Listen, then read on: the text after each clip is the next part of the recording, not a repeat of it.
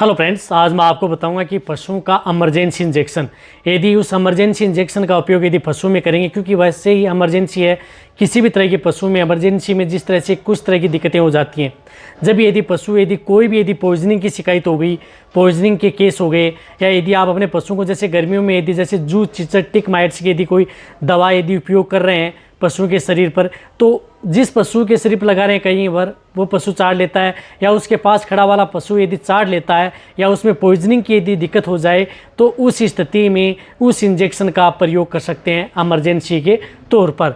इसी के साथ यदि पशुओं में जिस प्रकार से यदि आप कहीं पर चराने के लिए लेकर के जाते हैं या कोई चारागाह में, तो वहाँ पर यदि कोई पशु पालक है वह यदि दवा छिड़क देता है कीटनाशक, तो भी आप उस इंजेक्शन का प्रयोग कर सकते हैं।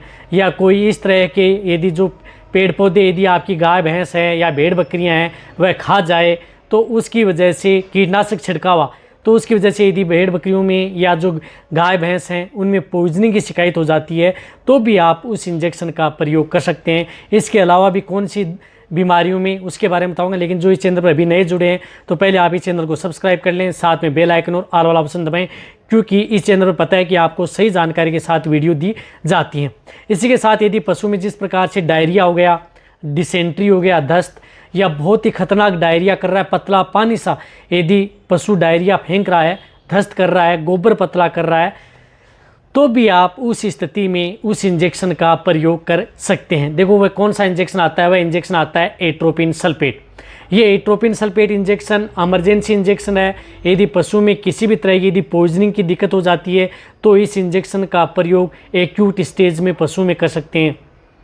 इसी के साथ पशु में जिस प्रकार से डायरिया दस्त हो गया, तो भी आप इस इंजेक्शन का प्रयोग पशु में करवा सकते हैं। इन दो चीज़ों के अंदर, पॉइजनिंग में और डायरिया में, बहुत ही अच्छा रिजल्ट इसका देखने को मिलता है।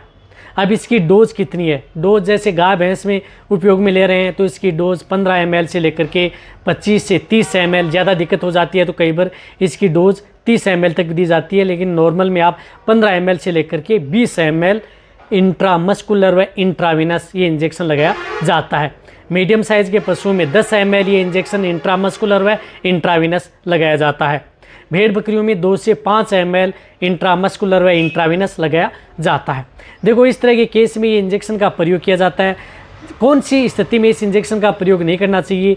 जब यदि पशुओं में जिस प्रकार से पेटबंद की शिकायत हो गई है, गोबर हार्ड कर रहा है, कब्ज की शिकायत है, तो उस स्थिति में, या कई बार पशु में ब्लड के अंदर जो डिहाइड्रेशन का शिकार हो गया है, पानी की कमी हो गई है, तो उस स्थिति में इस इंजेक्शन का प्रयोग नहीं करना चाहिए। इस बात का आपको ज़रूर ध्यान में रखना है।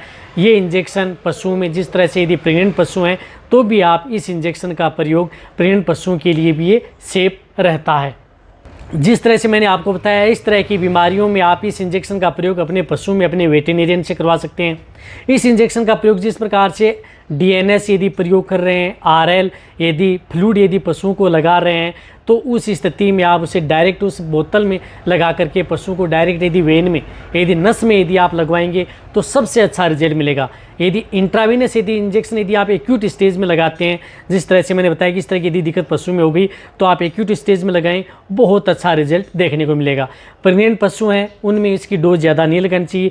जितनी डोज यदि मैंने बताई है उसी डोज के अनुरूप आप यदि इस इंजेक्शन का प्रयोग यदि पशु में करवाएंगे तो पशु के लिए सेफ भी रहेगा। देखो जहाँ तक हो सकता है मैंने आपको शॉर्ट में इस इंजेक्शन के बारे में बताई रही।